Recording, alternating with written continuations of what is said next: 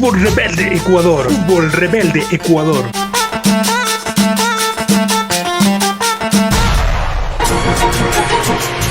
Fútbol Rebelde Ecuador. La voz que incomoda el escenario deportivo. Al aire todos los miércoles a las 21 horas por radio La Voz del Migrante.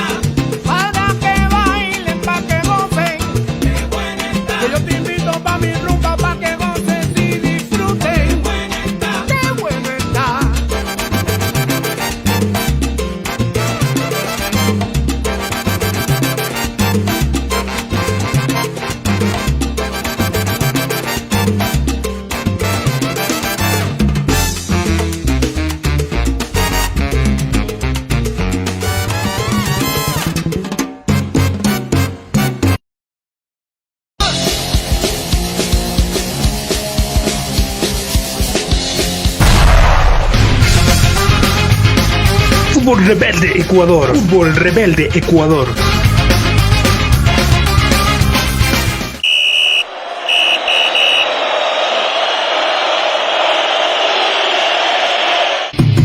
Es el momento de saltar a la cancha.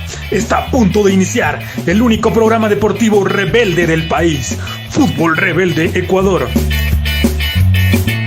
No se despeguen de la sintonía.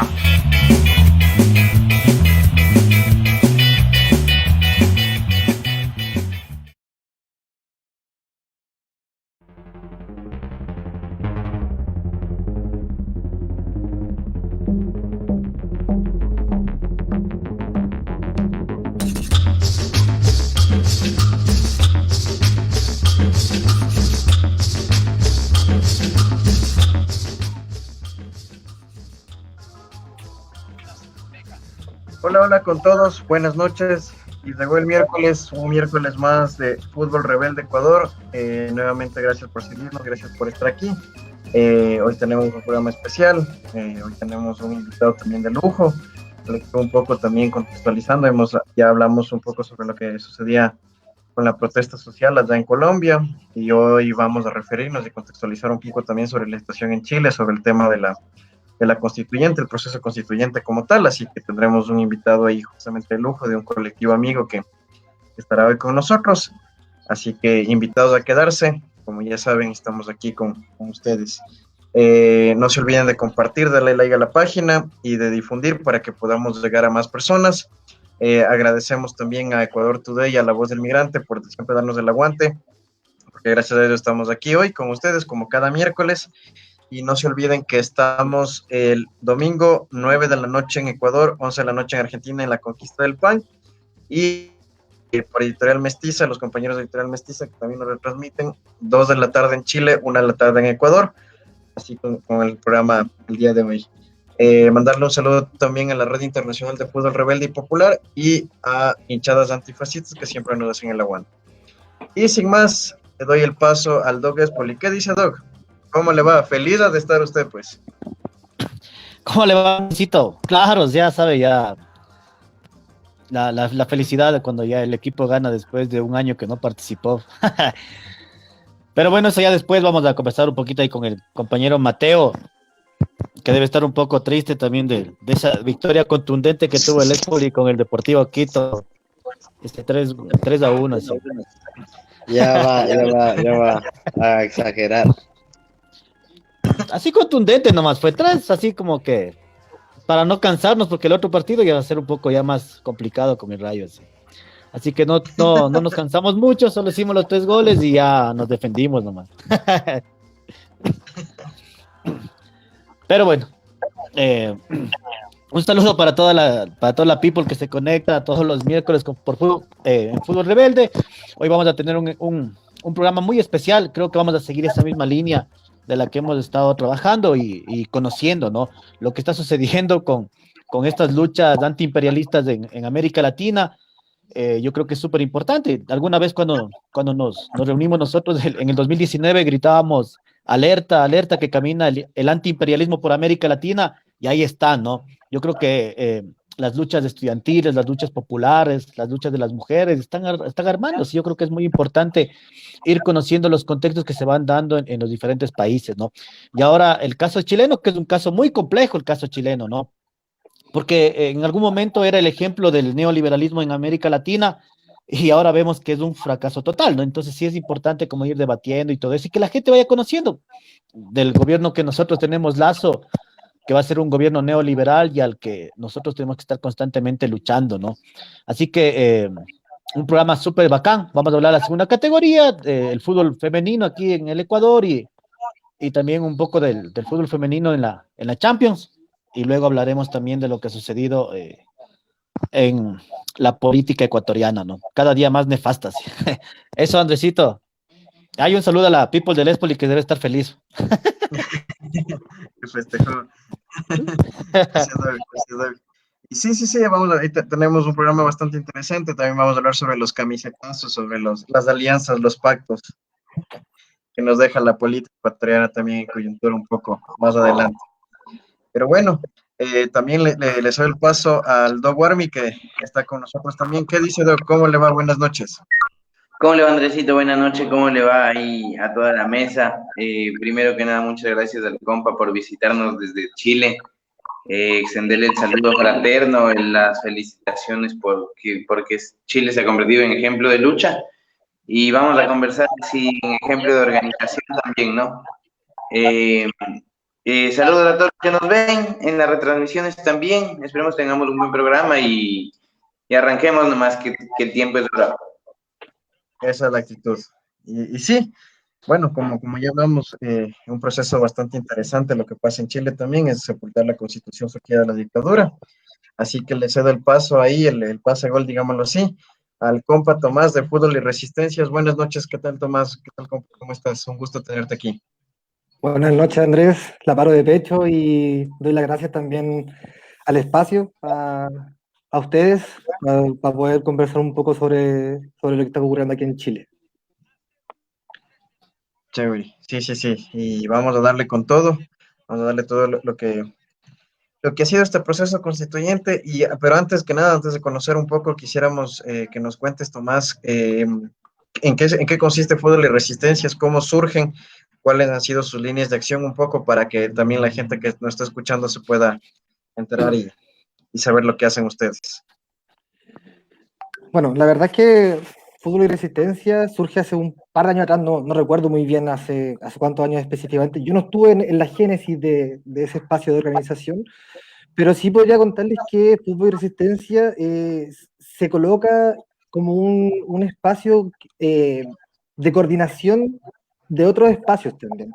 Un espacio de construcción de organización, un espacio de formación también. O sea, durante muchos años hemos trabajado talleres de formación referidos de repente a situaciones con respecto al fútbol, pero también a otras cosas. Nosotros no consideramos que el fútbol es totalizante en ese sentido y nos hemos puesto al servicio de, por ejemplo, levantar espacios de formación de educación popular, trabajo con escuelas populares, con escuelas de barrio, de fútbol, y en verdad el espacio actualmente se encuentra trabajando en articulación con otras luchas futboleras también, tanto dentro del país como en la red, como en la red internacional de la que he comentado.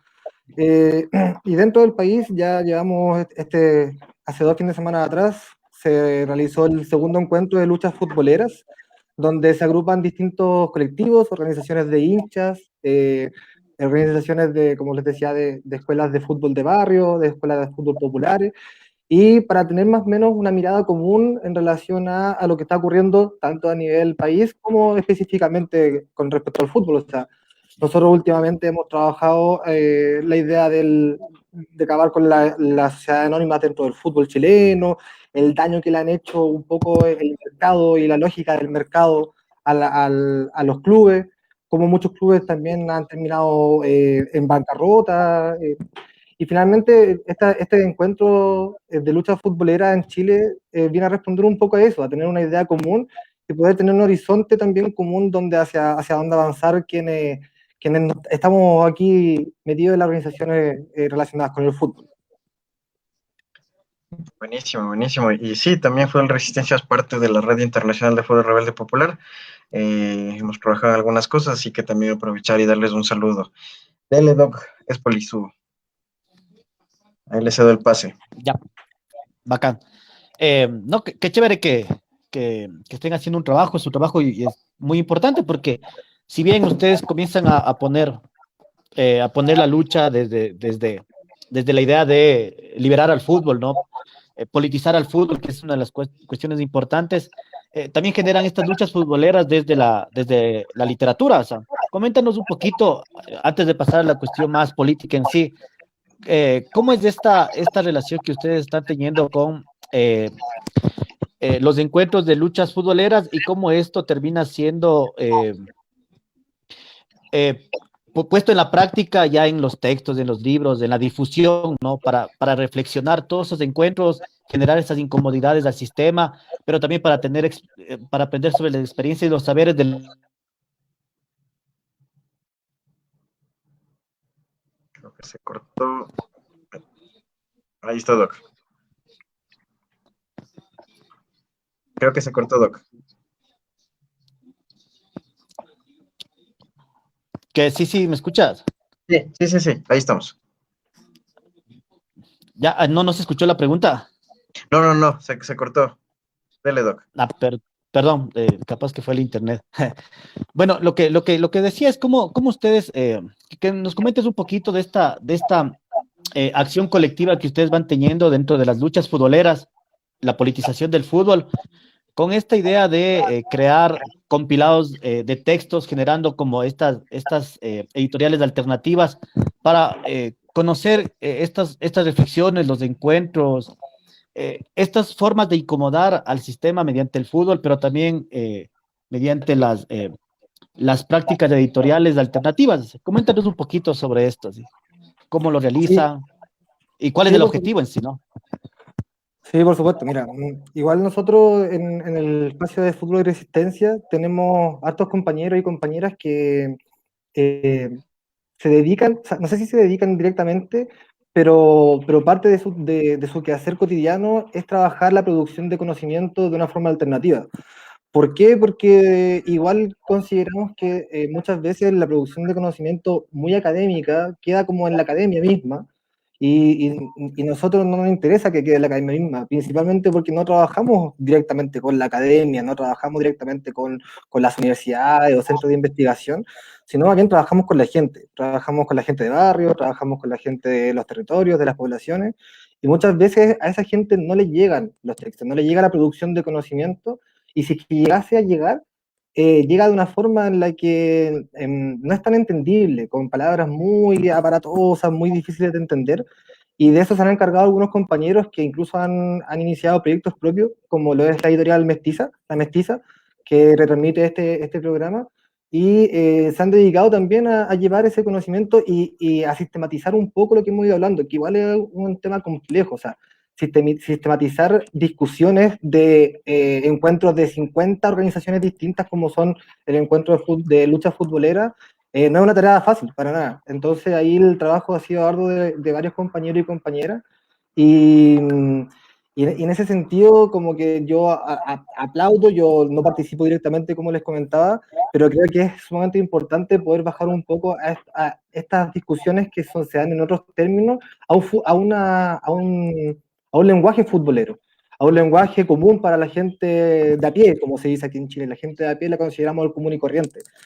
Entonces, eso, principalmente eso ha sido como la tónica en los últimos años, de poder sistematizar, de tener síntesis de los talleres que se realizan, de los encuentros que se realizan, y lo hemos plasmado o se han plasmado en libros, se han plasmado en cartillas de autoformación, por ejemplo, se han plasmado en a veces fanzine, cómics, ahí intentamos buscar la mayor heterogeneidad para poder difundir un poco lo que ocurre tanto en los encuentros, los talleres o las discusiones mismas que tenemos nosotros como fútbol y resistencia. Qué bacán, porque sí, yo creo que una de las cosas importantes es la idea de decolonizar la academia, ¿no? Yo creo que la academia es uno de los problemas súper graves que sigue todavía siendo colonizada, ¿no? Y el hecho de crear estos saberes populares, ¿sí?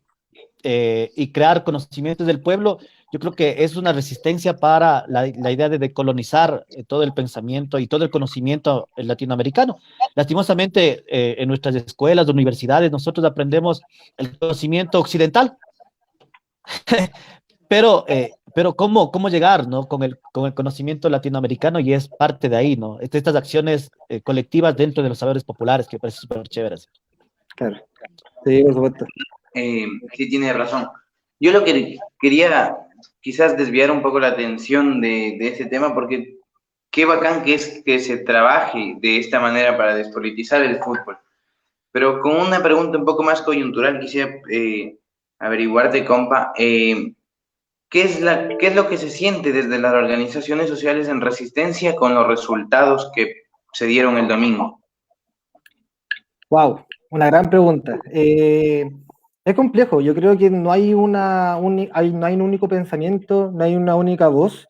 Eso es algo característico de nuestro país. Creo que, y bueno, y también nutritivo para los sucesos históricos, que no exista solamente un único pensamiento.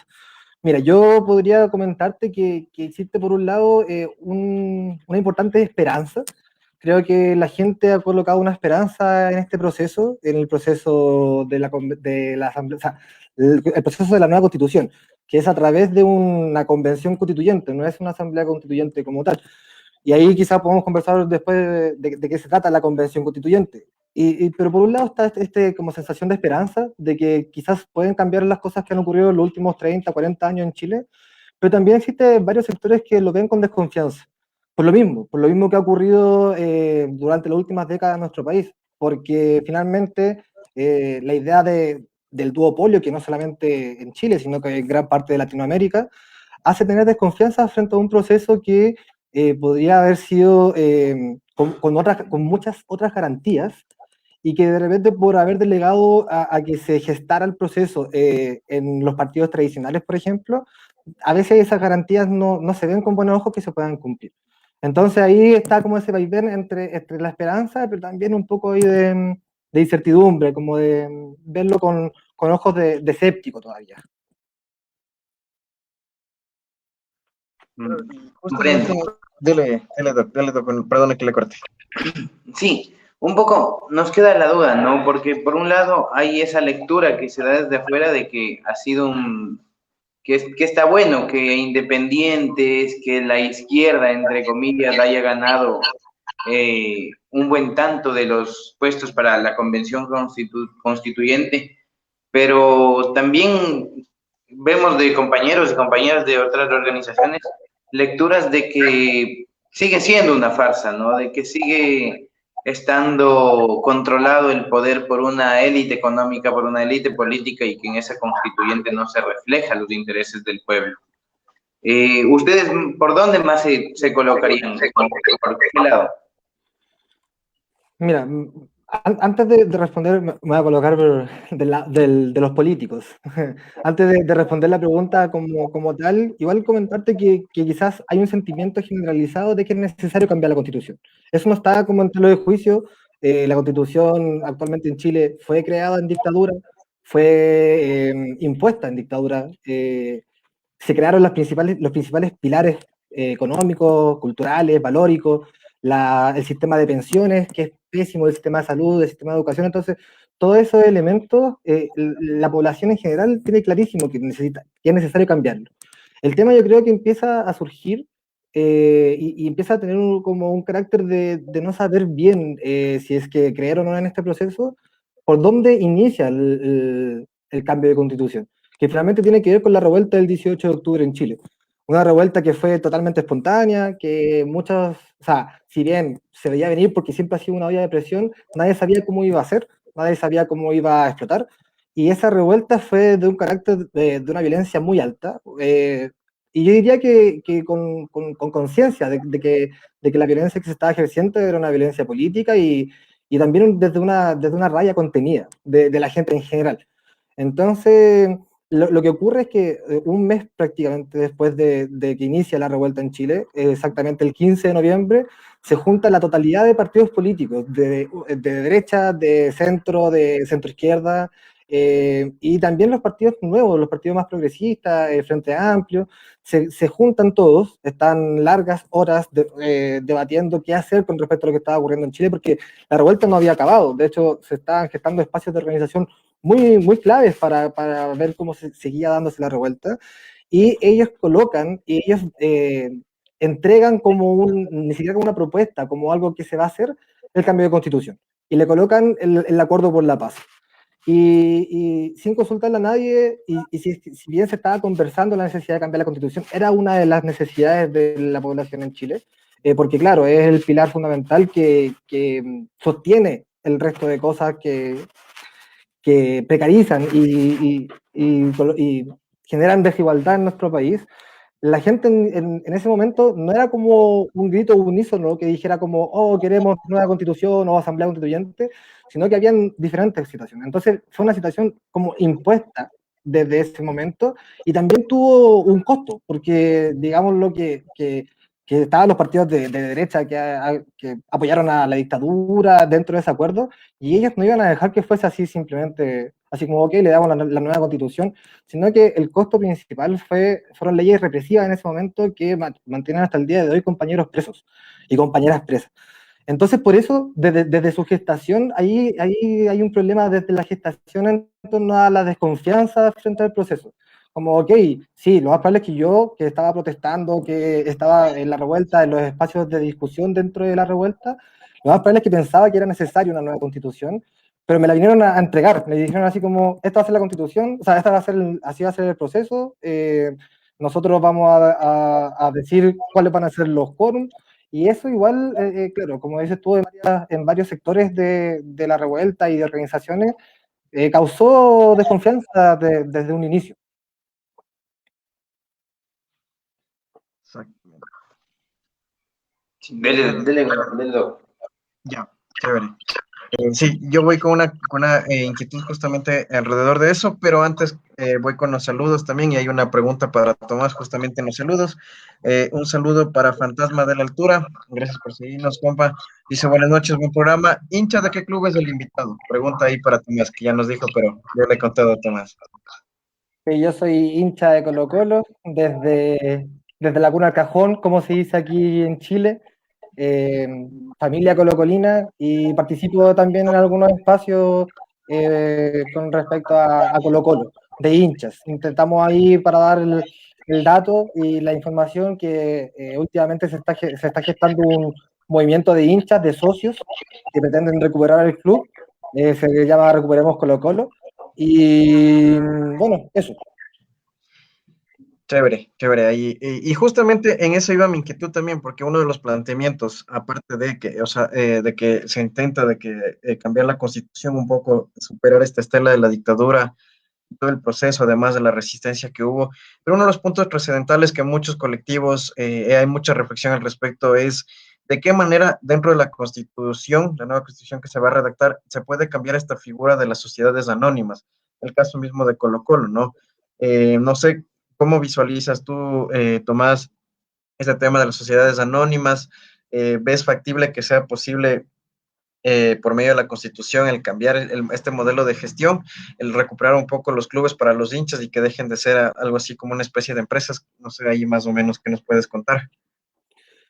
Sí, mira, igual es un tema que se ha ido tocando el último tiempo, quizás no de forma de lleno o tan explícitamente, por ejemplo, en los encuentros de lucha futbolera ni nada por el estilo, pero sí son temas que se conversan, así como cualquier otro tema, así como, en qué va a quedar la educación dentro de la Constitución, la salud. Y el tema del fútbol es importante, somos un país bien futbolero, aunque a veces no tengamos los mejores resultados quizás, pero somos un país bastante futbolero y las principales, por ejemplo, las principales hinchadas de los clubes más grandes, se podría decir, o con la hinchada más grande, con más títulos en Chile, que son Católica, que son Colo-Colo y que son Universidad de Chile, eh, lucharon palmo a palmo, estuvieron al codo a codo, estuvieron en la revuelta, cosa que no había ocurrido nunca, o sea, desde el inicio de la hinchada, que fue hace unos 30, 35 años atrás aquí en Chile, nunca había habido un proceso en el que los hinchas se sintieran, se sentaran a luchar juntos por una misma causa, ni siquiera pensando, por ejemplo, en sacar a las sociedades anónimas del fútbol chileno. Entonces, partiendo desde ahí, yo creo que es un tema importante, pero también siento que las actuales organizaciones ligadas al fútbol no están en una posición de ir a proponer así como temáticas a la Convención Constitucional, a esta nueva Constitución, principalmente porque no tienen una forma de conectarse directamente con la institucionalidad. O sea, claro, sería a través de los clubes, pero los clubes tampoco tienen como, por ejemplo, no sé, algún elemento, algún espacio institucional donde conversar la política del fútbol chileno o algo por el estilo. Yo creo que tampoco les interesa, yo creo que ellos están más enfocados en términos de mercado, de las ganancias, de que el hincha siga asistiendo a los estadios y cosas por el estilo. Entonces ahí igual existe una dicotomía, porque de alguna otra forma yo creo que todo hincha del fútbol chileno quiere que se vayan las sociedades anónimas porque le han hecho un daño muy grande. O sea, tenemos casos emblemáticos como por ejemplo Deportes Concepción, que es de un equipo de región de Chile, que Deportes Concepción que llegó a la quiebra hace unos 4 o 5 años atrás y fue desafiliado del fútbol, tuvo que iniciar desde cero, desde la tercera división B, tuvo que iniciar desde cero y actualmente ellos son controlados, bueno, en parte son controlados por los socios del club porque decidieron generar una corporación que no volviera a la sociedad anónima porque finalmente el empresario fue el que hizo quebrar al club porque el empresario no era hincha del club. Entonces ahí se van armando como una especie de telaraña, de que van influyendo muchos factores, porque como les decía, el hincha tiene muchas ganas de sacar a la sociedad anónima. Hay movimientos muy importantes en Chile que salen a marchar, salen a protestar, muchas veces en contra de la sociedad anónima, pero ven también como desconfianza los espacios institucionales porque ven que el mismo empresario que es dueño del club es el que financia, no sé, a un diputado, es el que financia de repente la política. Entonces dicen, ¿para qué voy a ir a pelear a un espacio en el que en verdad quizás no tengo tanta cabida? Y quizás el trabajo que tengo que hacer va a ser muy de hormiga, de colocar ladrillo por ladrillo y de cimentar y de crear, de construir un espacio en el que los hinchas tengan capacidad de poder decir lo que piensan y también capacidad de decidir lo que pasa con sus clubes. No estoy diciendo que quizás los hinchas tienen que controlarlo todo, porque quizás hay aspectos que no van a tener tanta cabida o no van a tener tantos conocimientos, pero de repente igual los hinchas podrían participar en el desarrollo del plan estratégico de un club, de cómo se trabajan las inferiores de un club, de un millón de temas que a los hinchas les preocupa, porque estoy seguro que la conciencia del hincha no se acaba yendo el día domingo, el fin de semana al estadio, sino que también tiene que ver con, al menos en Chile, y yo estoy seguro que también en Latinoamérica en general, tiene que ver con un hincha comprometido con su club 24/7. Totalmente.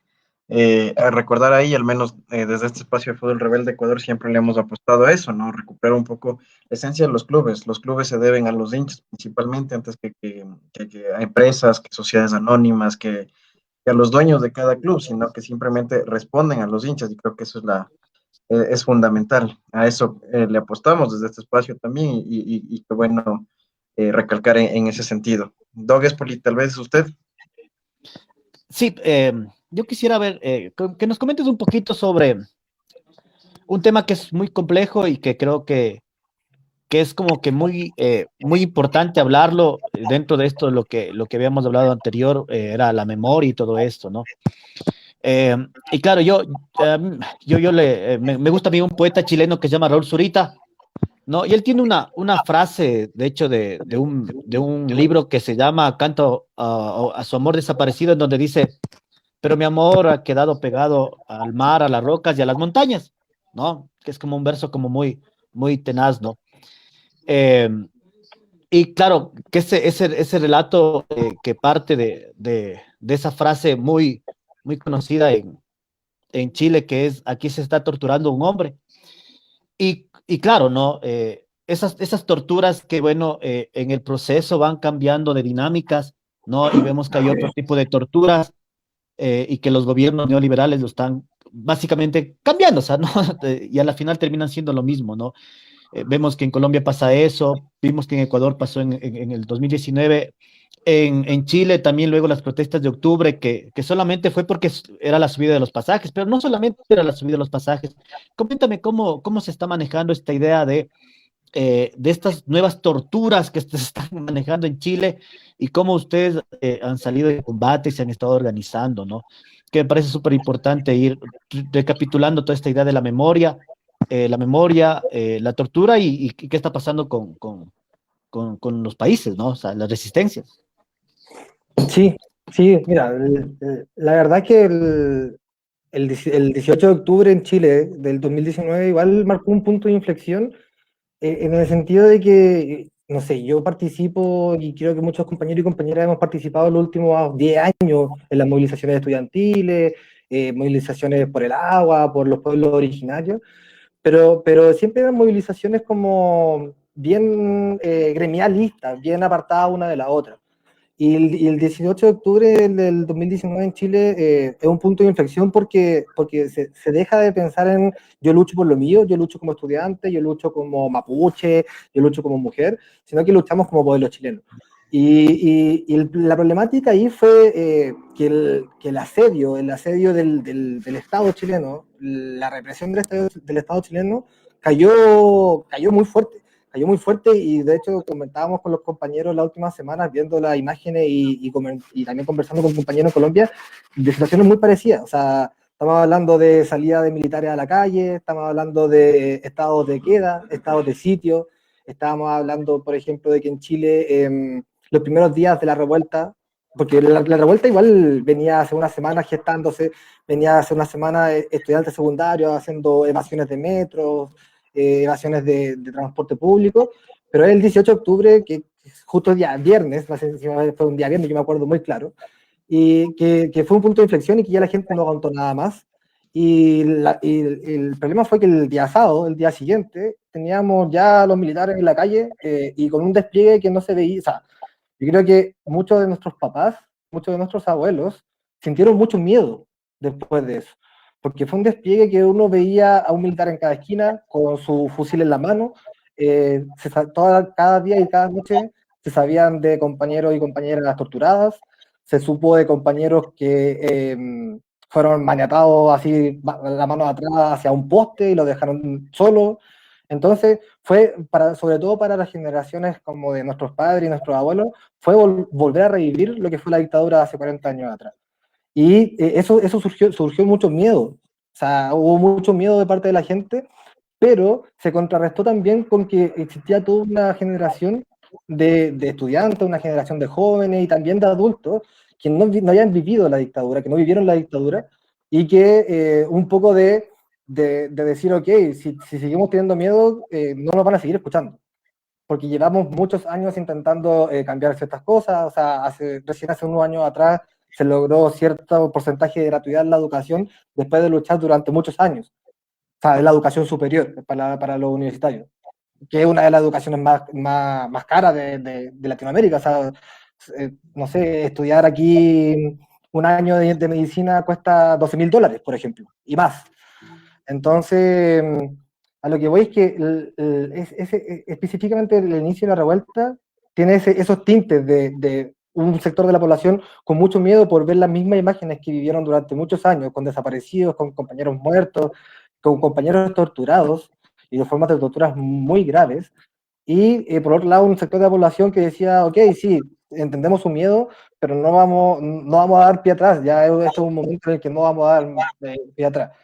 Y en verdad, posterior a eso, ya como que el gobierno entendió que no podía seguir con esta tónica del enemigo interno y tenía que ponerse a pensar en qué hacer en relación a que la gente seguía descontenta en las calles, porque lamentablemente si seguían matando gente, se iban a quedar sin gente en el país.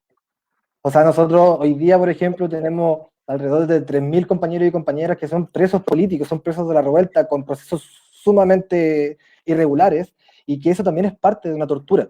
O sea, estar privado de libertad durante más de un año por una cosa por algo que tú no hiciste, por ejemplo, pero que viene un policía y te lo carga, es algo sumamente violento. Y finalmente son compañeros que no han podido pasar cumpleaños con su familia, fiestas de Navidad, por ejemplo, y que dentro también sufren muchas cosas, porque las cárceles en Chile son, bueno, como en Latinoamérica en general, son paupérrimas, son muy malas. Entonces, por ejemplo, ahí también hay una forma de tortura que no existía tanto en otros procesos históricos en Chile, pero que hoy en día sí lo utilizan más que, por ejemplo, quizás la tortura directa o la muerte, que fueron casos, sin desmerecerlo obviamente, fueron casos mucho en menor medida, en relación a estas otras acciones, por ejemplo.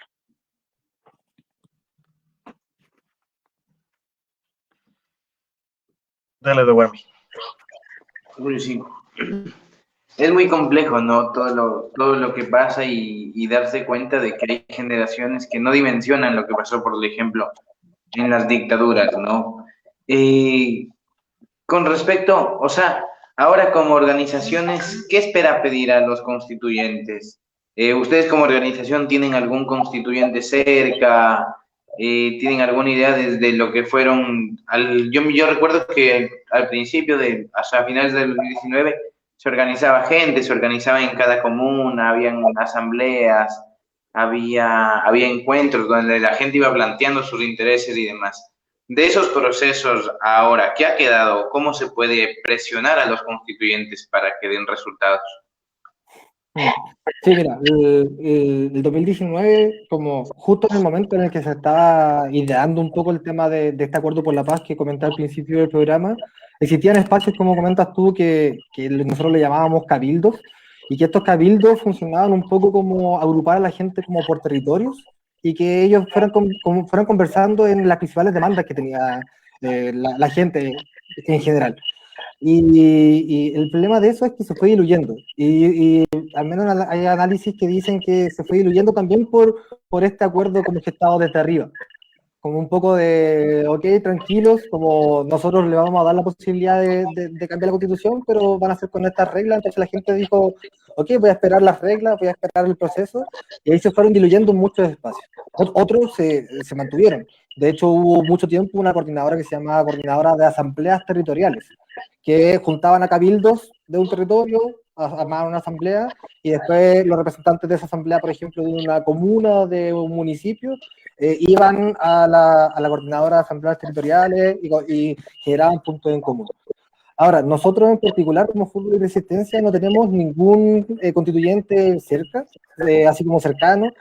Quizás consideramos a algunos constituyentes como personas con las cuales se podría conversar, pero la verdad es que no hay ningún sector político, ni siquiera los progresistas o los actuales como independientes, que se hayan planteado un mecanismo en el cual, por ejemplo, la población fuera proponiendo, fiscalizando, que quizás es un poco el sentimiento que tenemos nosotros en Fútbol de Resistencia, que más allá de que quizás hayan compañeros y compañeras que tengan desconfianza con el proceso y otros que les generen un poco más de esperanza y posibilidades de hacer cambios reales, que el proceso ya está. O sea, uno tiene que asumir la realidad y en ese sentido como que no puede apartarse así como yo me llevo la pelota para la casa y no quiero seguir jugando en este partido.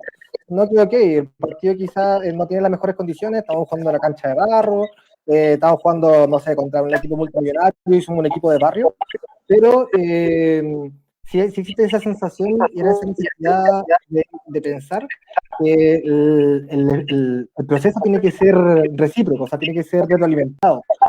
De alguna otra forma, van a tener que saber los constituyentes, preguntarle a la ciudadanía, a la población, qué es lo que quieren incluir dentro de esta constitución.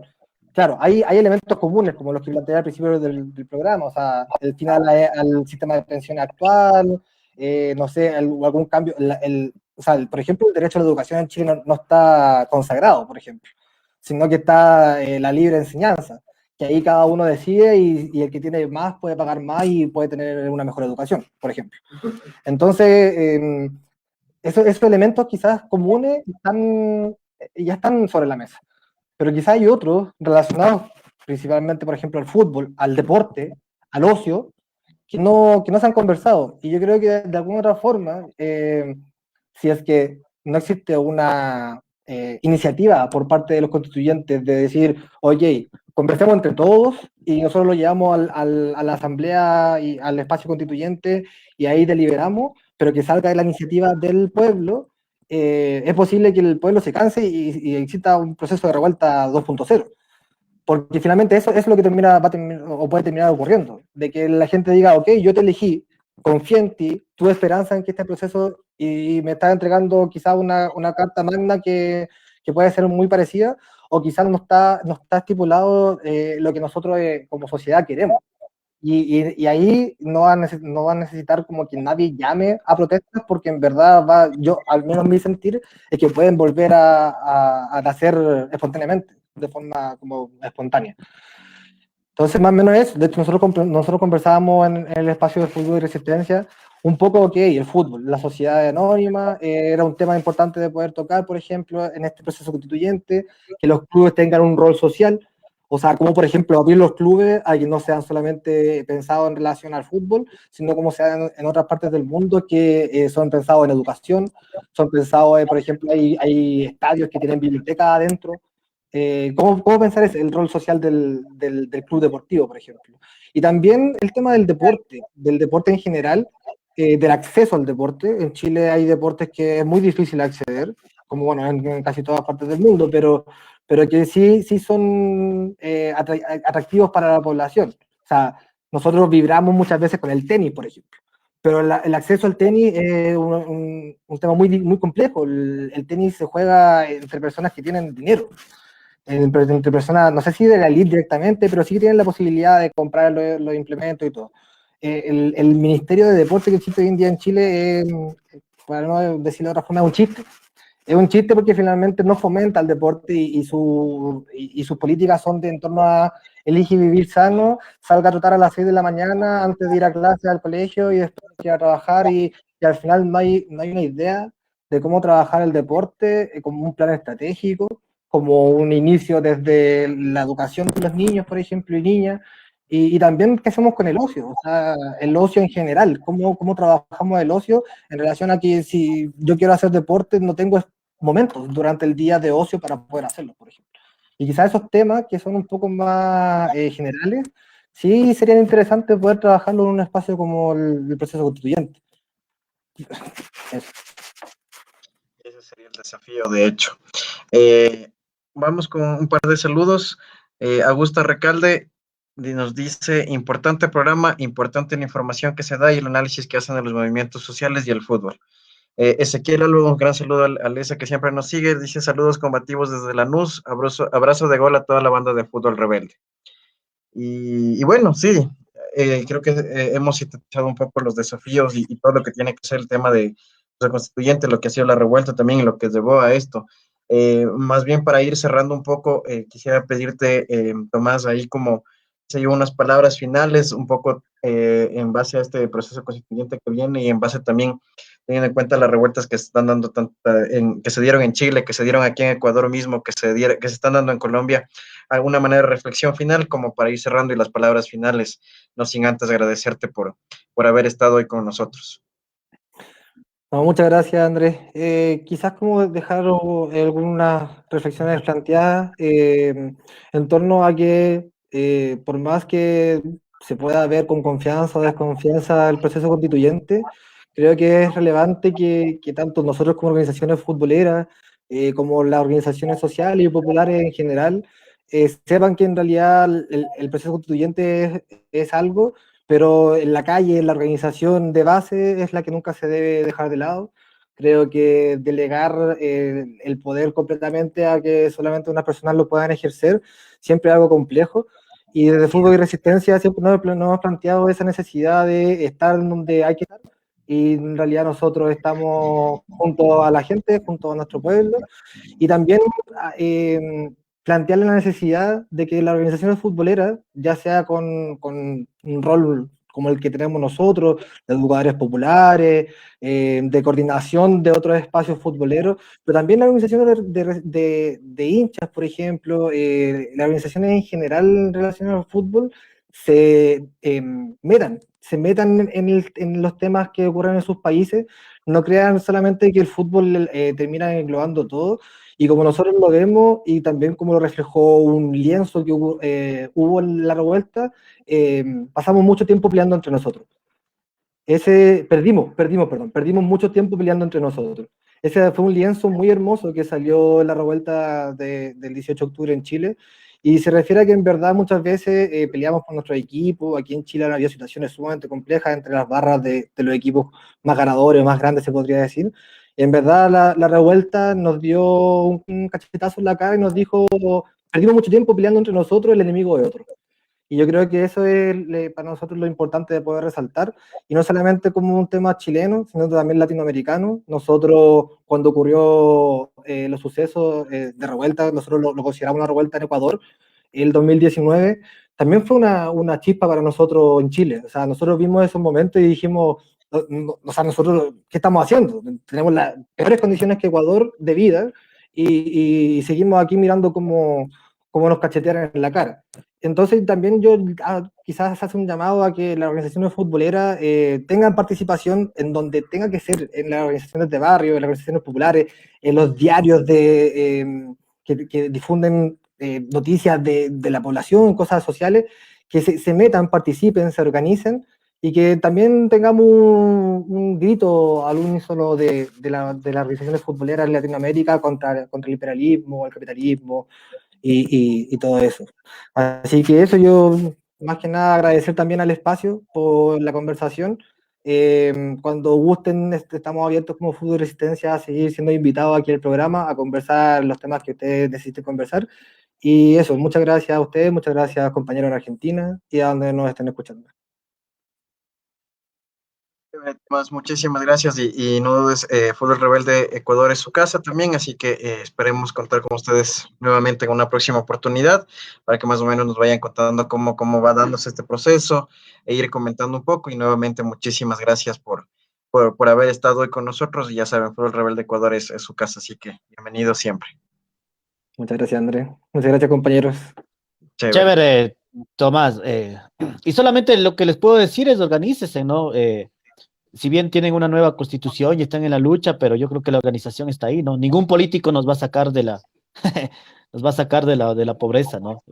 Y hay que legitimar bastante la lucha social. Ya pasamos acá con Correa nosotros, pero bueno. Un abrazo, brother, y resistencia en Chile, resistencia en América Latina. Loco. Exactamente. Y bueno, ahí para ir cerrando, para pasar al corte musical, Guarmi, dele ahí con todo, para cerrar este primer bloque. Ahí, bajo pedido de Tomás, les dejamos una versioncita de una canción de Violeta. Lamentablemente no pudimos la que Tomás nos pasó, pero ahí estuvimos buscando ahí, gracias a Control Master, nos pasó esta que es una del barrio Yungay, que hace la gente ahí unida, organizada y que es un ejemplo de lo que estamos esperando para Chile y para toda Latinoamérica. Un abrazo ahí, Tomás, muchas gracias por venir y abrazo para toda la gente de Chile. Suerte la Control Master. Suerte la Control Master.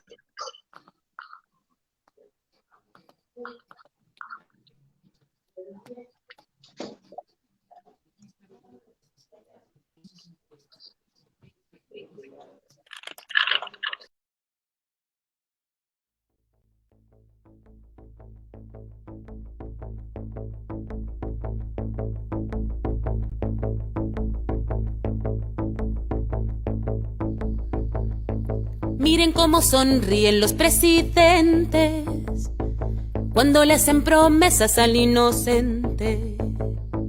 Miren cómo le ofrecen al sindicato este mundo y el otro los candidatos.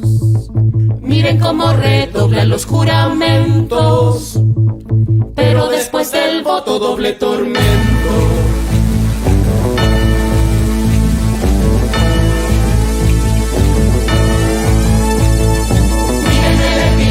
De vigilante para rociarle flores al estudiante.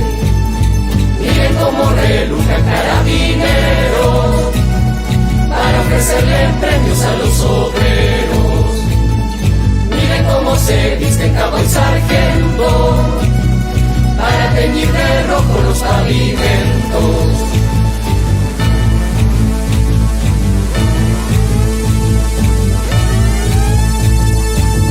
Como profanan la sacristía con pieles y sombreros de hipocresía. Miren cómo blanquearon de María y algo de ella. Miren cómo le muestran una escopeta para quitarle al pobre su maraña. Miren cómo sonríen los diputados cuando muestran fotos de los torturados. Cuando la gente abrió los ojos, Carabineros se encargó de mutilarlo. Las calles hoy tiñen de rojo en la sangre del pueblo asesinado, con un tinte de rebeldía y enojo. No son 30 pesos, son más de 30 años cansados de abusos y represión. Queremos salud y educación, igualdad de género, mejor pensión, libertad mapuche, buena jubilación, nueva constitución, única solución. Barrio Yungay presente. Desvirtúan la lucha en la tele, muestran saqueo mientras personas mueren, torturados, violados, desaparecidos, y eso no les duele.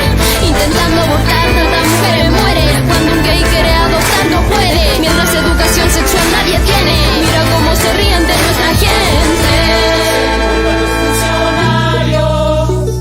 Para contar las hojas del calendario. Miren cómo gestionan los secretarios las páginas amables de cada diario. Miren cómo sonríen angelicales. Miren cómo se olvidan.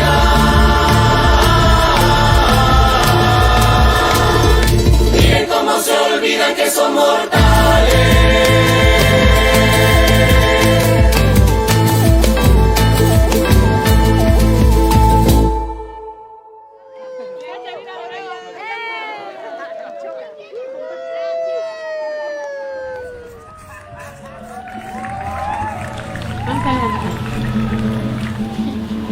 Y después triste. Miren cómo sonríen los presidentes cuando le hacen promesas al inocente. Miren cómo le ofrecen al sindicato este mundo y el otro los candidatos. Miren cómo redoblan los juramentos, pero después del voto doble tormento.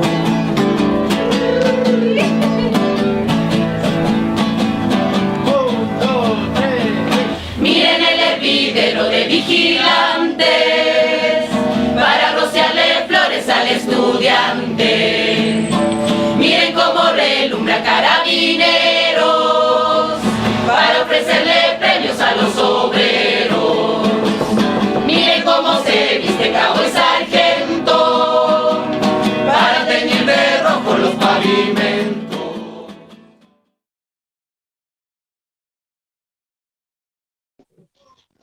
Y bueno, ahí estábamos hablando un poco con Tomás también sobre lo que nos da el proceso constituyente, que es bastante interesante. Ahí justamente de un comentario del fantasma de la altura, que nos dice que el pueblo chileno nunca deje de luchar. Como país hermano los saludamos y esperamos que cosas buenas pasen con esta revuelta. Gracias por estar ahí. Pero bueno, hablamos ya, nos extendimos un poquito en ese tema. Ahora vamos, como diría el Dog Espoli, lo que lo tiene feliz a la gente. En la primera fecha, la victoria. Cuéntenos las incidencias. Tal vez igual el Control Master ahí que nos cuente cómo se vivió esta primera fecha, la segunda categoría. Bueno, con bastante expectativa, la verdad, el inicio de la segunda categoría. y ya, como ya saben, el resultado contundente del Espoli al Quito, por 3-1. Y de ahí los resultados que como que se venían esperando de los otros equipos, ¿no? Bueno, el Quito perdió con el Espoli, el Rayo le ganó 4-2 a la Universidad de San Francisco, el Meridiano le ganó 1-0 al Hit en el grupo A, ¿no? Entonces ahí el Rayo está como que primero, el Espoli segundo y el Meridiano tercero, ¿no? Y en el grupo B, el equipo más fuerte creo que es el Lampetra, porque creo que tiene mucha inversión, ¿no? De hecho se fueron a hacer hasta a entrenar en la playa, entonces como que tienen bastante inversión en Lampetra, que le ganó 4-1 al Sandino. El de Encarnado también le ganó 4-1 al Iturralde y el Juventud 2-1 al Ausias. Entonces ya como que se está dando ahí formando los grupos, ¿no? Como los equipos como que fuertes. Pero ahí sí la sorpresa va a ser el Deportivo Quito, ¿no? ¿Qué va a suceder? Porque sí está como que muy limitado, así. Tampoco es que el Espoli fue una tromba, ¿no? También tuvo sus problemas, no jugó un año entero. Entonces, y son jugadores que entrenaron por vía Zoom. Y hace como 2 meses... Y hace 2 meses como que se le encontró el equipo, entonces tampoco es que es un equipo así como que fuertazo, ¿no? Hizo lo que tenía que hacer, o sea, los goles, o sea, ¿no? Y lo demás es como que a tranquilizarse, ¿no? De ahí el Deportivo Quito sí me sorprendió que sí está como muy limitado, así. No sé qué dice Don Mateo. O ya se le fue el internet al Don Mateo. ¿Cómo dice? Es que estoy escuchando asombrado sus comentarios. ¿Cómo le O sea, veo yo sí le- al Quito? Dice el... Yo sí le veo como limitado al Deportivo Quito. Porque el Espoli tampoco es que fue la gran maravilla, ¿no? O sea, hizo lo que tenía que hacer. Y ya. Porque si no había el penal, claro, el penal del primer tiempo, capaz que los resultados, o si hacía el gol el Quito, capaz que el resultado sí iba a favorar al Quito, porque yo creo que el penal decidió todo así. Con ayuda de la ley me dice que ganó el Espoli, Don Espoli. No, ¿qué pasa? Asertivo los jugadores del Espoli, sí. Oye, ¿y quién está atrás de la Petra? Porque eso también vi que están ahí, que se han ido a la playa a hacer la pretemporada. ¿Quién está financiando la Petra? No sé, la verdad, ¿no? O sea, un equipo nuevo que está teniendo como bastante dinero, ¿no? Pero ya sabemos que también el Ampeta tiene sus problemillos muy graves, ¿no? Que es dueño de una institución educativa, que tuvo esos problemas graves de acoso, tortura, violación a niños y niñas, ¿no? Recuerden el caso de esa aula y que se hizo la comisión Ampetra, y de ahí también tiene estas escuelas técnicas de conducción y otras cosas, ¿no? Entonces, no sé, pues no sé de dónde saldrá esa inversión, pero están metidos en la educación, están metidos en algunos eh, negocios y ahora están metidos en fútbol, ¿no? No, Que de bueno, hecho tiene, igual declarar, señor Espoli, que igual en la campaña del 2019 en Cayambe el Espoli empezó ganándole al Quito y con 18 puntos menos el Deportivo Quito supo templarse y bueno, como las declaraciones que el mismo Saritama dio, ¿no? Mucha de esa gente es nueva, el Espoli tiene siempre la posibilidad de conseguir jugadores experimentados y tal, ¿no? Mientras que el Quito siempre cada campaña es súper difícil establecer un equipo y bueno, el anterior año se estableció uno de hecho, pero por cosas ahí, intereses o preferencias también del técnico Espinel, casi que todo el equipo del anterior año del Quito se fue a otro, ¿no? Me parece que se llama Meridiano, o no sé si es al Hit, pero casi que todo el equipo está por allá. Entonces, esa falta de experiencia creo que cobró factura en el partido de debut de la temporada que se vivió ayer. sí, no, es ese cambio de equipo que es total, no, yo no sé por qué Spinell cambió todito el equipo, o sea, la mayoría de equipo cambió, y como que faltando pocos meses para el debut, entonces sí es como que complicado, pero y a mí me preocupa porque es ¿son cuántos partidos son? 10 partidos creo que son. ¿Qué se juegan? ¿Partidos de ida y vuelta? Y de vuelta. Claro, ida y vuelta, sí. Ida y vuelta, sí. ¿Y qué ganó No, Doug pues, Espoli ahora con la victoria de la institución ahí? hay unas deudas que tienen que comenzar a pagar ya. Quizás no sea como el señor Román nomás, porque el señor Román apuesta y hasta ahorita no Pero paga. Sí, sí, ya se ve que no tiene memoria, si le pagué ahí mismo, afuera, in sí, no. situ. ¿Cómo va a pagarme? No sea bandido. Tiene que pagar bien y lo que usted apuesta, no a pagar otras cosas.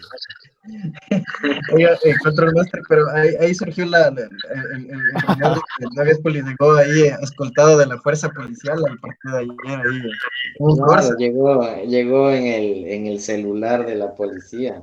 No, Como Randy no, Martínez. no mienta, vea, no mienta, sí. Me fui donde ustedes, me fui abandonando a la hinchada del Espoli, me fui donde ustedes, vea, para estar con los panas ahí. Pero bueno, ahí tuvimos. Y Pero esperemos bueno, que salga bien, ¿no? El Quito, el Espoli, se les extraña en la Serie A. se generó expectativa porque hubo gente que se quedó hasta después de que se terminó el partido, la gente seguía alrededor del estadio. ¿Sí? El Espoli prefiere ser el mejor de segunda a el peor de la B. Entonces, por eso Tranquilo, ya subimos, ya, tranquilo, ya. Mentalizado a subir a la Serie B.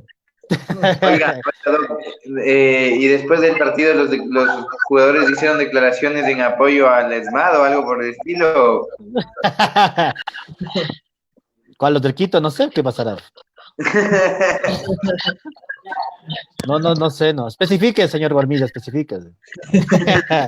No, los del Quito yo me imaginaba que más bien expresaban su apoyo al paro de los transportistas de la semana anterior. claro. Pero bueno, ¿y qué más ha sucedido en el campeonato aparte de que hoy vieron que Liga ya renunció a la Copa Libertadores? Ojalá renuncie, respeto. A usted se le fue el internet porque hoy jugó Liga y no ha dicho ni una palabra de eso. ¿A quién? ¿Al Baila? El señor Baila también se acercó ayer a ver el partido también en el estadio, llegó un rato cuando estábamos dando la cátedra de fútbol. En la Olímpica Atahualpa fue. Desde el Trucutú con el wifi del Trucutú estaba conectado. Vale, serio. Ahí estábamos ahí con los panas ahí, también viendo el fútbol ahí. Oye, pero ya que no dejaron ya estaban medio uniformados de verde ahí. es que tuvimos un uniforme verde, pues, o sea, tuvimos un uniforme verde, así que Una alterna tuvimos verde, así. Entonces hay que ponerse todas las camisetas. Claro. Y bueno, ya que no dejaron entrar al estadio, entonces tocó por ahí conectarnos a un wifi por ahí para ver el para poder partido. ver, para poder ver el partido. Es la clave, dice Doc. Puta, ahí en este campeonato. ¿Y usted, don Wermi, qué opina de Repeto? Ya es insostenible lo de Repeto ya. Ya O no sea, juega nada. Y ya los jugadores incluso parece que mismo no le se dejan nomás superar por los rivales. hoy se les Para escapó ver- los Libertadores, pero al último ya empató el Flamengo. Sí, y soltando marcas y con falta de interés. Pero es que No. los cambios que hizo Repeto se demoran, vea. Yo no Los sé primeros cómo. son perfecto, pero los otros se demoraron de más. Mal Repeto, así, no. Pero el ya cambio- dijo, ya el Paz que Repeto es como Bausa, dijo. Claro, Claro, ese intentó poner nada. que no Así hay, dijo. que no hay, ¿cómo es? Que no hay plata para pagar la rescisión de contrato, así que hay que acabar la temporada. Ah, pero compararle con Bausa, chuta. Sí. O sea, yo sí recuerdo que Bausa sí le hacía jugar bien, o sea, no le daban los resultados, pero como que intentaba jugar. Y a Jugaba. Bausa y claro, y a Bausa le criticaron porque Manso vino lesionado, esa era la crítica que le hacían, porque le trajo un jugador que estaba lesionado, o sea, y vino lesionado, o sea, vino acá a recuperarse básicamente de la lesión. Y Bausa decía clarito, esperen que se recupere. Y claro, y la gente como que no aguantaba. Pero repito, trae jugadores y que son malos, así. Ese gol que le tiene amarilla y que no le pega bien, ¿no? Y es un jugador que gana $25,000, creo que gana amarilla. Creo. Y para lo que ganaba, ¿cuánto ganaría? $7,000 Manso, 7, 8,000. 8,000, claro, por la época mismo, 8,000. Claro, o sea, entonces no creo que haya como que comparación, ¿no? Entre un jugador o Caprov, que no está ni lesionado, nada, y le trajo y no juega, ¿sabes? Sí, la liga Pero, necesita un cambio institucional bastante fuerte. O sea, es un cambio desde la cabeza misma, porque creo que Esteban Paz ya no da mismo ahí ya. es que no, Paz está, pero de fracaso en fracaso Esteban Paz, pero bueno, ¿quién manda ahí es el Papa Oso, como le dicen al negro Paz, así. El ídolo del doctor Maila. El ídolo del doctor Dr. Mylan. mismo iba a decir. El ídolo del doctor Maila. Claro, el ídolo del doctor Mylan, sí. Si hubiera sido por el doctor Maila, que ese hubiera sido su abuelito, era el sueño. Y bueno, ya la prensa está ya poniendo nombres de técnicos, ¿no? Entonces ya eso ya quiere decir algo así. Cuando la prensa comienza a ponerte nombres, ya te comienza a dar inseguridad en el equipo, así. Y de hecho la prensa afín a los Paz, ¿no? O sea, la prensa afín a la dirigencia de Liga, o sea, casos de la red, casos de periodistas identificados con Liga y con la dirigencia, que ya están también, ya solicitaron o sea, repito, ya es insostenible ahorita ya. Es que perder 2 finales como las que ha perdido y Claro. dejarte fuera de Libertadores, fuera del campeonato, es perder plata. Es perder plata. Y un equipo que vale $14 millones que se quede sin nada. Es como Exacto. que ya no, pues no justifica, ¿no? Y claro, ¿sabes? Jugadores que ganan $20, $25,000. El mismo Repeto que creo que gana más de $50,000. Claro, y por eso mismo no tienen plata. Claro, ¿no? Y por eso mismo, sorpresivamente, el Musurruna está peleando la etapa con Barcelona, Emelec, y ahí surgió un caso en específico, un caso especial que al Musurruna no le van a dejar jugar no sé si es el horario, pero va a jugar en Echaleche o en el Bellavista, no estoy muy claro en eso, pero juega con Emelec, que está también peleando la etapa, pero la liga me mandó un comunicado de que no se podía jugar. No, sí van a jugar en Echaleche. No, ya lo dijeron, ¿no? Y hay un jugador del MLE que dijo, o sea, un equipo tiene que jugar en todos los estadios, no sé cuál fue, no me acuerdo, se me va ahorita el nombre del jugador del MLE, un argentino, sí. Lo dijo, o sea, un equipo tiene que jugar en todos los estadios que están en el país, ¿no? Entonces, Exactamente, o sea, para que no se construya un campeón, diga usted, Doc Espel. Y el que sabemos, y el que sabemos. Sí, ¿no? Ya se suspendió el clásico, ¿no es cierto? Y no suspenden con el Aucas. ¿Sabes las cosas raras que suceden en el fútbol ecuatoriano, si no? 7 y el Aucas ahí, justo cuando fue el inicio de la debacle. Ahora parece que Aucas está remontando, parece, veamos, porque igual tampoco el Aucas que está bien, estaba en puestos de descenso, así que esperemos que se recupere y bien le viene la para también.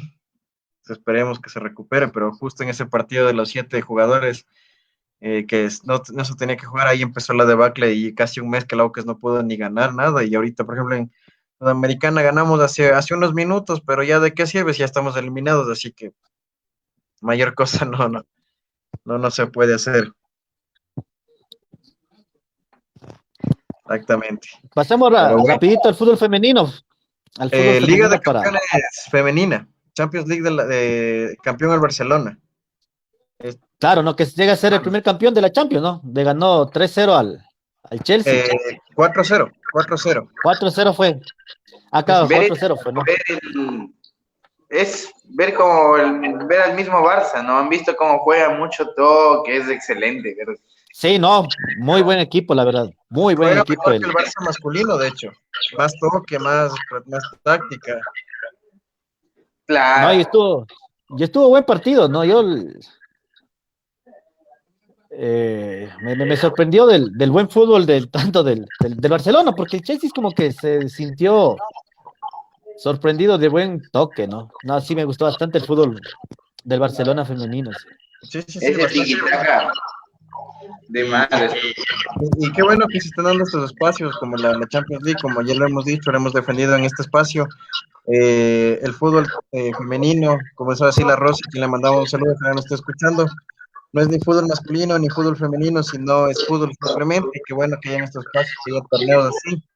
Se está dando esta práctica, ¿no? O sea, que a la par tengan la misma importancia tanto el club masculino, el club femenino, tengan la misma importancia. Y sí, o sea, estuvimos pegados, vimos esa competencia, ese nivel de juego, entonces es importante. Así que campeón Barcelona, esperemos aquí en la Superliga Femenina, también ya inició, ya se dieron los primeros partidos este fin de semana, así que va con todo también el torneo femenino, que es bueno que haya este tipo de torneos, sí, ¿no? ¿No? Y otra de las cosas que ya les comenzaron a hacer el proceso de vacunas a las jugadoras y a todo el cuerpo técnico del campeonato femenino, entonces me parece que también muy importante, ¿no? Sí, para que el fútbol femenino se desarrolle bien, o sea, es la importancia, ¿no? Que se vaya desarrollando, que tenga todas las facilidades para que se pueda generar un buen campeonato, ¿no? No tenga interrupciones, no tenga paras, y esté a la par también con el fútbol masculino, ¿no? Claro, que esté a la par, y la misma importancia, los mismos incluso presupuestos, eso es parte de también, ¿no? Sí, ajá. Exactamente.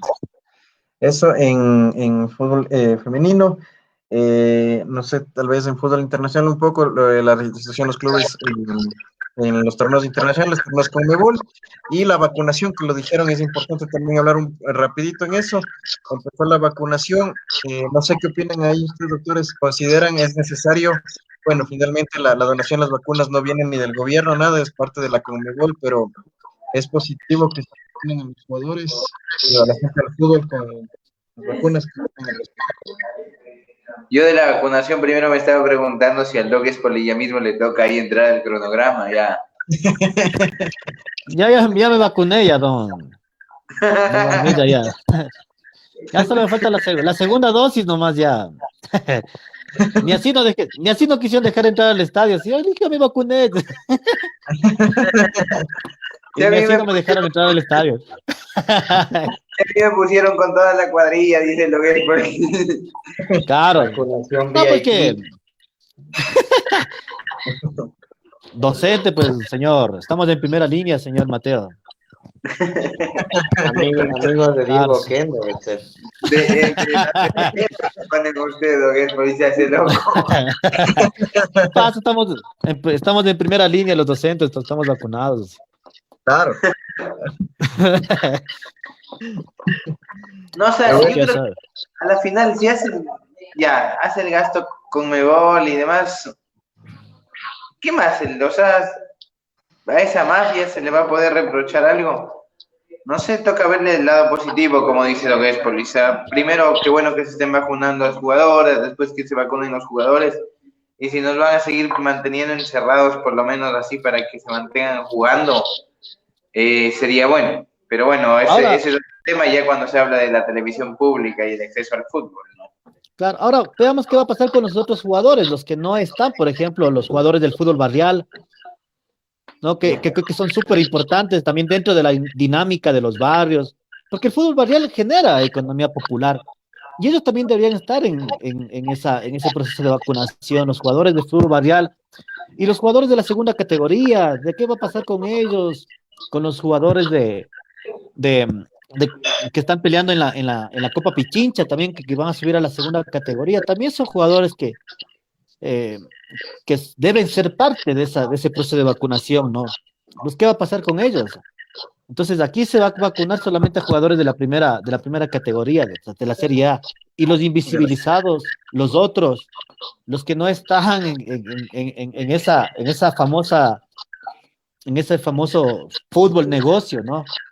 Entonces, me parece que es importante también cuestionar y que se dirija también a los jugadores del fútbol barrial, porque ahora ya se puede jugar el fútbol barrial, ya se permitió, pero también van a estar en ese proceso de poder contagiarse, ¿no? ¿Sabes? Y es verdad, o sea, hay la práctica del fútbol, el mismo torneo de segunda categoría, son más de, ¿cuántos son? 100 equipos, ¿no? A nivel provincial, tienen que realizar viajes, este deporte de contacto, entonces, con más razón, deberían también vacunarles ya que están en esto, pero claro, aquí se maneja un poco el tema de la Conmebol, un poco más corporativista, un poco más lógica privada. Y sí, se deja de lado a sectores del fútbol también que son invisibilizados, ¿no? Como el tema del fútbol barrial, lo mismo lo dijo el mismo fútbol de segunda categoría, el mismo fútbol femenino, entonces se deja invisibilizado esto, ¿no? Una lógica un poco más privada. Pero bueno, hablando un poco ya y para ir cerrando nuestro espacio de coyuntura, ya que estamos hablando justamente de las vacunas y de los acuerdos, Doug Espoli, los acuerdos y pactos políticos con el banquero. Chut. Bueno, la política ecuatoriana es así, ¿no? ya se sacaron las máscaras y cada uno está negociando, ¿no? Correa negociando con los socialcristianos y los lazos, o sea, entre comillas, de esa izquierda conservadora de Correa con la derecha más radical del Ecuador, ¿no? Negociando, me parece que tenían ahí, ¿no? Como ese pacto escondido, que nosotros siempre hemos sabido, que el socialcristianismo siempre estuvo metido en el gobierno. Y de hecho, Alexis Mera, que era el abogado de los socialcristianos, siempre estuvo metido con Correa, entonces era la mano derecha más que todo, ¿no? Y hacía decisiones políticas, y que ahorita está prófugo de la justicia. Y Correa, bueno, se sacó la máscara y comenzó a negociar con Nebot, ¿no? Y lo que no sé si debería sorprender, pero sí debería preocupar bastante, es este pacto que hace Pachacuti, el movimiento indígena, con el banquero Lazo, ¿no? Y aquí yo creo que Lazo hace una jugada como que, entre comillas, perfecta, porque cuando haya movilizaciones, ¿qué va a pasar con el movimiento indígena? ¿Se va a aliar al pueblo o se va a quedar con el gobierno? Entonces, Lazo hace una jugada como que muy perfecta y traiciona bastante Pachacuti a los movimientos, ¿no? A las organizaciones sociales. Yo sí creo que es una de las cosas importantes. La izquierda jamás puede negociar con la derecha, o sea, jamás. Me parece muy fuerte y muy preocupante que Correa se haya planteado como esta izquierda, ¿no? Que ahora ya sabemos que jamás fue izquierda y se negocia con la derecha, pero también Pachacuti negocia con la derecha, ¿no? O sea, y entonces los movimientos sociales nos quedamos como, creo que preocupados, ¿no? Porque va a haber movilizaciones, y tiene que haber movilizaciones. ¿Y qué va a pasar con el movimiento indígena, no? Las bases, que es preocupante, ¿no? Total, total. Y más que nada, teniendo en cuenta que el lunes ya asume Lazo, ya es un gobierno de derecha neto, o sea, ya de frente, digamos así, ya no tanto discutivo como antes, sino ya es un gobierno de derecha de frente. ¿Y cuál es el papel de los movimientos sociales aquí, no? O sea, cómo, qué se nos viene en estos 4 años, cuál va a ser la respuesta el mismo día, cuál va a ser la respuesta de los movimientos sociales, porque tenemos en cuenta lo que viene, ¿no? O sea, ya se ha ido perfilando un poco en base a estos acuerdos, pero también a nombramientos, a gente vinculada con la banca, gente vinculada con el empresariado, como ministros, y las mismas leyes que deja Moreno, ¿no? O sea, el uso progresivo de la fuerza, cuestiones sociales que están, no, entre otras, gente desempleada, gente que no sea la reactivación económica, pero hay gente que ha crecido la pobreza también, entonces hay este contexto y ver cómo los movimientos sociales van a estar ahí listos y preparados para esto que va a pasar el lunes. No sé, ahí, Doguarmi, ¿usted qué opina al respecto? ¿No? ¿Cómo, cuál debe ser el papel? Y porque se viene de frente ya un gobierno de derecha. Bueno, esperemos que con esto que dice que efectivamente se viene un gobierno de derecha, también lamentablemente eso puede dar lugar a que las organizaciones, y digo lamentablemente porque implican el recrudecimiento de la injusticia, el recrudecimiento de la desigualdad, el recrudecimiento de la represión, pero en esos mismos contextos se ha podido ver en otras ocasiones que las organizaciones, que los colectivos, que los movimientos de resistencia toman un poco más de fuerza, toman un poco más de importancia, y creo que es ahí donde debemos aprovechar y enfocar nuestro trabajo, más bien tener súper claro que el gobierno es de derecha, que la asamblea no representa a nadie del pueblo, y a partir de eso nosotros afianzar las redes, afianzar la organización, empezar a trabajar más con la gente, trascender aquí, por ejemplo, de las radios y llevarlo, no sé, a los proyectos que estamos intentando, ¿no?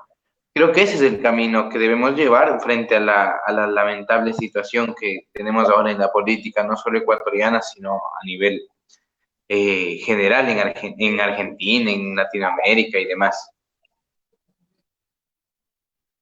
En efecto, sí, o sea, porque se viene, ¿no? Puede darse también una situación como la de Colombia, como ya tuvimos aquí en 2 programas anteriores, una represión, una escalada de represión bastante brutal por demandas sociales justas, entonces sí hay que estar preparados, que no nos coja desprevenidos tampoco, y más bien el camino es dar una respuesta contundente, o sea, asume, pero ver que los movimientos están ahí consolidados, y más que nada es eso, los movimientos, las personas ahí movilizadas, porque ya vemos que en cuanto a la negociación política, hasta la izquierda pacta con la derecha en el legislativo, así que no es que podemos fiarnos así, ¿no?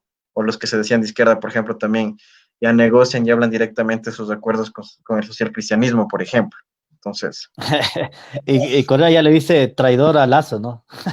Es que claro, o sea, la verdad que el correísmo sí es como que ese discurso que se robó de la izquierda, ¿no? Creando cuando el progresismo es otra derecha, o sea, es una derecha camuflada, ¿no? O sea, yo creo que ya en América Latina se ha visto que el progresismo es la otra derecha, ¿no? O sea, no hay. Y otro proceso de neoliberalización, o sea, yo creo que el proceso que tuvo Correa fue muy popular en el discurso, ¿no? Pero a la final las políticas fueron como que tal, ¿no? Y ahora el negociar con Evodio creo que ya llega a ser lo tenaz, ¿no? Y decirle traidor al Lazo. y lo preocupante es que lo que deja el correísmo es una sociedad muy polarizada. Hay mucha polarización, todavía hay gente que no se cuestiona, no cuestiona el gobierno de Correa.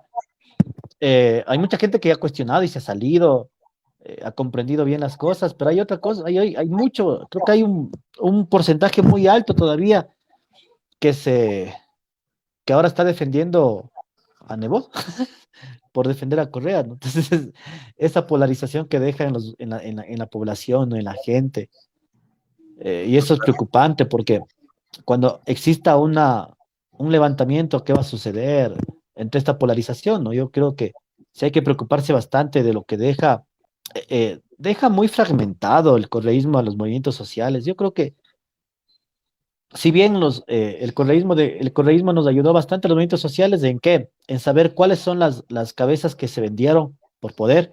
Hay muchas cabezas que se vendieron por poder, pero ahora esas mismas cabezas quieren retornar, pero ¿cómo retornan, no? Y ahí sí ya toca armarse y planificar bien. Yo creo que los movimientos sociales ya tenemos que armarnos, ¿no? Y salir a las calles, que es lo importante, salir ordenadamente, preparados, estudiar la realidad, porque yo creo que una de las cosas que dejan las crisis sociales son las nuevas formas de teorizar la sociedad. Y esta es la oportunidad de teorizar al Ecuador, ¿no? Darles nuevas formas, nuevas prácticas de movilización. Y el barrismo social es una de ellas. Y las radios comunitarias, las radios alternativas son otras. Eh, los feminismos que están naciendo me parece también muy importante también dentro de las luchas sociales. Y no sé si también vengan las luchas ambientalistas con el discurso de Yaco, ¿no? Que se dedica, entre comillas, a defender solito el agua, pero es un discurso que creo que es muy importante también los discursos, retornar con el discurso ambientalista, porque el Lazo va a venir con todo a, a querer meterse con la minería, y entonces hay que defenderlos, hay que defender a los territorios, ¿no? Y las luchas locales, ¿no? O sea, yo creo que sí es importante pensar en las luchas globales, pero también en las luchas locales, ¿no? En estas luchas de barrios, en las luchas de los estadios, en las luchas por defender nuestros territorios, las comunidades. Entonces yo creo que hay que pensar también en nuestras nuevas luchas, ¿no?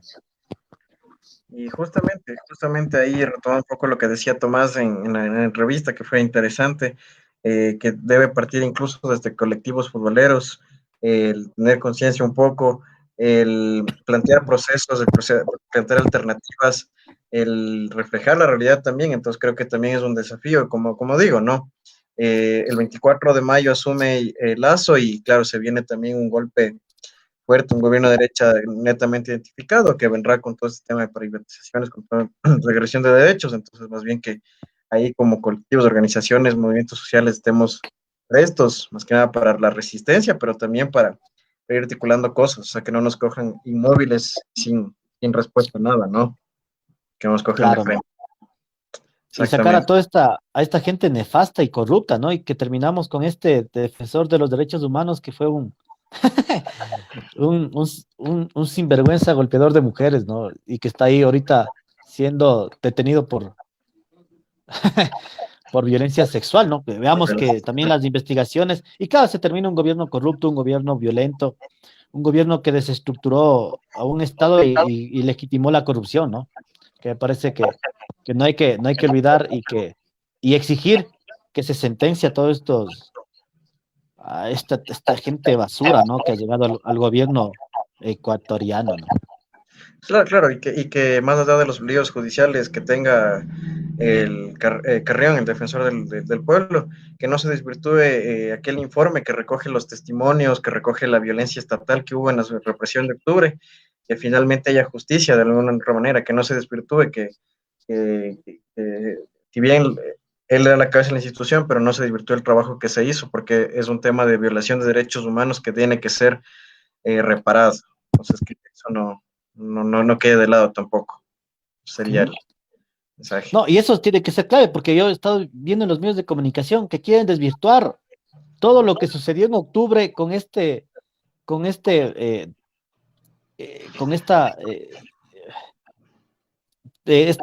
¿cómo se puede llamar? Pues que no hay como decir palabras fuertes pero Escándalo, escándalo, dígalo.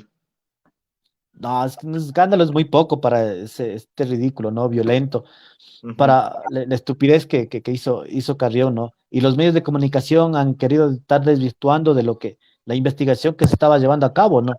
Que no se desvirtúe, hay que exigir a los derechos humanos, sí, que se siga investigando, que se busque los culpables de lo que sucedió en octubre del 2019, las violaciones a derechos humanos, las torturas, las muertes que sucedieron en esa época, ¿no?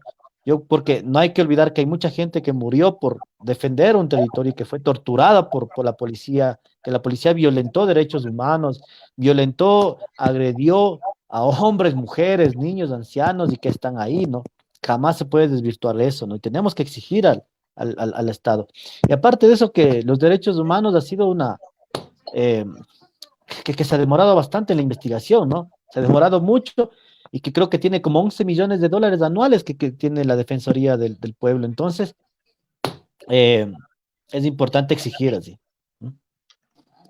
Exactamente, exigir y que no se desvirtúe eso, porque es la recolección de testimonios dolorosos de lo que pasó en octubre, y más que nada mantener también la memoria, ¿no? Y la memoria de los caídos también en las jornadas de protesta. Eso en cuanto a coyuntura, y ya para cerrar ahí, como ha sido un bonito programa, ha sido un programa bastante bueno. Warmi, sus palabras finales. Bueno, y eso, la verdad ha sido un muy buen programa. La aportación, lo que nos compartió Tomás estuvo verdaderamente valioso. Qué bueno poder informarse por este medio de la segunda categoría y lo emocionante que se pone. Ojalá se pueda mantener la presión sobre el Pérez Repeto y que salga de la liga y demás. Ojalá la próxima semana podamos tener así un buen programa, un buen invitado, una buena invitada. Ya veremos qué ofrece el destino. Y sería hasta la próxima semana, Docs. Siempre es un gusto. Douglas, por sus palabras finales. Bueno, un saludo para toda la gente que se quedó con nosotros hasta esta hora. Un abrazo, ¿no? Y que siempre esté la lucha ahí. Y algo que es importante que nos está dejando esto es que vemos que las luchas son heterogéneas, ¿no? Cada uno tiene sus contextos y es importante entender sus realidades, ¿no? Pero las luchas son iguales, las luchas están en las calles, la organización tiene que ser la misma, ¿no? Solidaridad con todos los pueblos en lucha, solidaridad con Palestina, solidaridad con Colombia, con Chile y con el mundo, ¿no? Con los pueblos en lucha. ¿Sí? Fútbol y resistencia. Que así sea. Eso, Doc. A la gente que estuvo conectada, gracias por estar ahí, gracias por seguirnos, gracias por como cada miércoles acompañarnos. Fue un bonito programa. Un saludo para las hinchadas antifascistas que siempre nos dan el aguante, la Red Internacional de Fútbol Rebelde y Popular, a Fútbol de Resistencia también que estuvo conectado el día de hoy. No se olviden, estamos 11 de la noche el domingo, 11 de la noche en Argentina, 9 de la noche en Ecuador, por la conquista del pan. El lunes 2 de la tarde en Chile, 1 de la tarde aquí en Ecuador por Editorial Mestiza. Y Ecuador Today, La Voz del Migrante, por hacernos el aguante. Y nos vemos la próxima semana en Fútbol Rebelde. Nos vemos. Nos vemos. Y el Aucas ganó, vea. 3-0. Ya eliminó.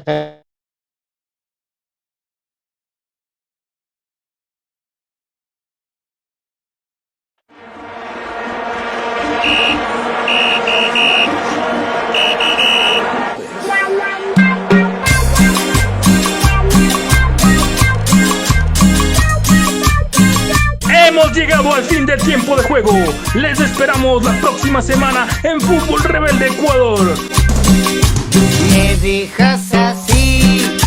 Programa deportivo para la difusión y reflexión contestataria.